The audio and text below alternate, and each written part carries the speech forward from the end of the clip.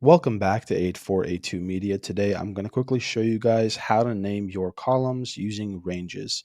So, as you can see here, I have these columns named as order, amount, number, and cost. So, if I want to name this column as cost, all you're going to want to do is click on cost, scroll all the way down to the bottom of your column, and then you want to be on the formulas options. So, you click on formulas, and then we're going to go to create from selection.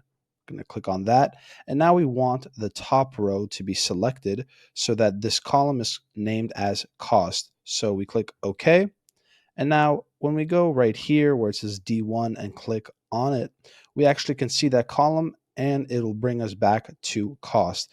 And we can do that for all of these columns. Click on number, go all the way down, go to formulas, click on create from selection, and then top row down. So this column will be named names. Click OK. And now when we go back here, click on that, we can go back to this column and it'll be named numbers. Thank you guys for watching. If this was helpful in any way, please leave a like. If you have any questions, comment down below. Thank you guys for watching and have a great day.